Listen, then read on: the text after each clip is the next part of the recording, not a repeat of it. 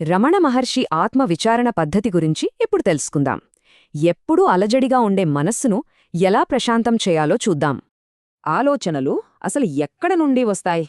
మనలోని మానసిక గందరగోళాన్ని విడదీయడానికి ఇదొక అద్భుతమైన ప్రశ్న కదూ. నిరంతర ఆలోచనలు, కలలు, ఇలా మన మనస్సు ఎప్పుడూ ఏదో ఒక అలజడితో అంతులేని గోల సృష్టిస్తూనే ఉంటుంది. అయితే ఈ మానసిక గందరగోళమంతా కేవలం నేను అనే ఒకే ఒక్క మూల ఆలోచన చుట్టూ తిరుగుతుంటుంది. ఆ నేను అనే మూలాన్నే అహంకారం అంటారు. మన బుర్రలో జరిగే ఆలోచనలన్నింటికీ ఇదే అసలు కారణం. రమణ మహర్షి చెప్పినట్లు మనస్సులోని ఈ హోరును ఆపడానికున్న ఏకైక అద్భుత మార్గం ఆత్మవిచారణ.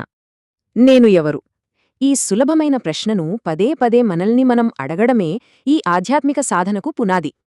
ఇక్కడ చూస్తున్నట్లుగా ప్రతి ఆలోచన రాగానే ఇది ఎవరికి కలుగుతోంది అని ప్రశ్నిస్తూ మనస్సును దానిపైకే మళ్లించాలి. ఇలా స్థిరంగా ప్రశ్నిస్తుంటే ఏమవుతుందంటే ఆలోచనల వేగం తగ్గిపోయి అవి తిరిగి తమ మూలాన్ని చేరుకుంటాయి. ఈ లోతైన విచారణ ధాటికి అహంకారం తట్టుకోలేదు. అది నెమ్మదిగా ఒక అద్భుతమైన అంతర్గత నిశ్శబ్దంలో కరిగిపోతోంది.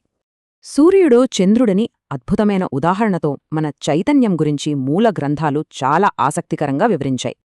ఇక్కడ మనస్సు కేవలం కాంతిని ప్రతిబింబించే చంద్రుడిలాంటిది, కాని మన నిజమైన స్వభావం స్వయంప్రకాశకమైన సూర్యుడు.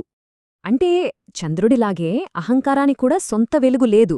అది నిజమైన చైతన్యం నుండి కాంతిని తీసుకుంటుంది అంతే. సూర్యుడు ఉదయించగానే చంద్రుడి వెలుగు ఎలా మాయమవుతుందో, ఆత్మవిచారణతో నిజం తెలిసాక మనస్సు భ్రమలన్నీ మాయమవుతువాయి. ఇలా మనస్సు కరిగిపోతే శూన్యం మిగలదు. వర్ణించలేని ఒక అద్భుతమైన ఆనందం, లోతైన ప్రశాంతత మాత్రమే మిగులుతాయి. ఈ ప్రశాంతస్థితికి చేరుకోవాలంటే ప్రాపంచిక గుర్తింపులు, పేర్లు, రూపాలు వంటి భౌతిక లేబుళ్లను వదిలేయాల్సిందే. ఇదంతా చూస్తే ఒక విషయం స్పష్టమవుతోంది. ఆ పరమసత్యం, అత్యున్నత గురువు ఎక్కడో లేరు, మనలోనే ఉన్నారు. తమ ఆలోచనల సుడిగుండెల్లో చిక్కుకున్నవారికి రమణ మహర్షి ఇస్తున్న ఒకే ఒక పరిష్కారం మనస్సు మూలాన్ని వెతకడమే. ఆలోచించండి. ఈ ఎడతెగని మానసిక గోల ఆగిపోయి అహంకారం పూర్తిగా కనుమరుగైనప్పుడు ఆ అద్భుతమైన నిశ్శబ్దంలో ఇంకా ఏం మిగులుతుంది?